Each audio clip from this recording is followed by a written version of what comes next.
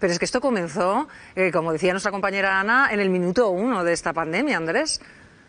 Efectivamente, han pasado ya 2 años y llevamos nada más y nada menos que 1.200 bulos solo sobre la COVID-19 desmentidos en este tiempo. Seguro que os acordáis al principio, cuando llegaban todas estas imágenes y vídeos procedentes de China, que parecía que la pandemia era algo muy lejano, que nunca iba a llegar aquí. Por desgracia, sí lo hizo. Empezamos a ver esos bulos peligrosísimos que decían que tomar, por ejemplo, lejía iba a ayudar a prevenir el contagio contra la COVID-19.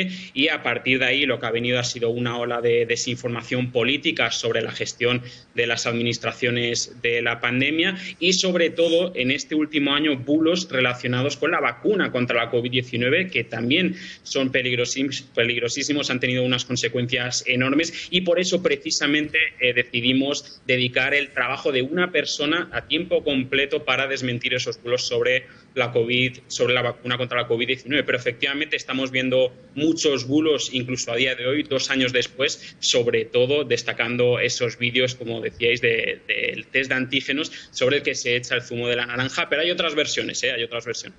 Bueno, pues con ese bulo lo desmontaremos después con la ayuda también de una científica. Andrés, has mencionado de la lejía que el propio Trump fue el que lo difundió, podemos decir, nada menos que el entonces presidente de Estados Unidos. Y durante todo este tiempo, ¿cuál ha sido el más repetitivo, el más frecuente, el más dañino, el que más guerra os ha dado a vosotros, a maldito bulo?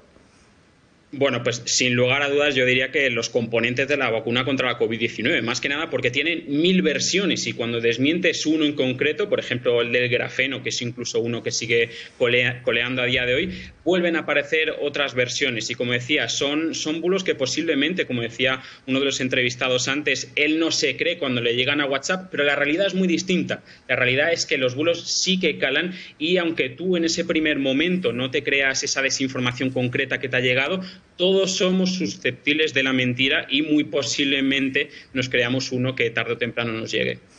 Más allá de recurrir a vosotros para decir ayúdanos a desmentir este bulo, ¿cómo se debe actuar? Vamos a repetirlo. Si a uno le llega por WhatsApp, pues una de estas tonterías que estamos escuchando en la calle a diario.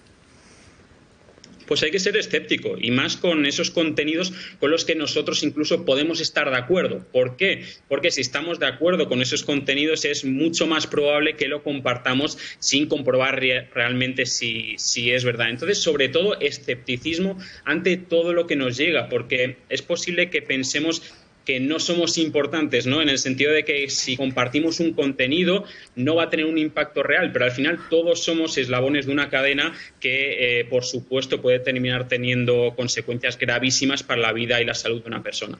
Bueno, entre todos los bulos vamos a mostrar uno, Andrés, contigo, uno que se publicaba en un falso Heraldo de Aragón y que hacía mención al presidente Sánchez. Es un bulo que afecta muy de cerca a nuestros amigos aragoneses. Era efectivamente una supuesta portada del Heraldo de Aragón en el que aparecía una foto del presidente del gobierno Pedro Sánchez llorando con unas declaraciones que tú las leías y efectivamente chocan mucho, ¿no? Decía que supuestamente parte de Europa y las farmacéuticas le habían extorsionado, nada más y nada menos, para vacunar contra la COVID-19. Claro, tú en este momento de tanto nerviosismo y de tantas emociones, hay que tener en cuenta que los bulos apelan directamente a nuestras emociones, pues es muy posible que lo compartas porque te han chocado muchas esas supuestas declaraciones, ¿no? Pero es lo que estábamos hablando. Hay que parar antes de compartir porque esa portada del Heraldo de Aragón era completamente falso, nos lo desmintieron ellos mismos y, por supuesto, por si había algún tipo de duda, esas declaraciones del presidente del gobierno son completamente falsas.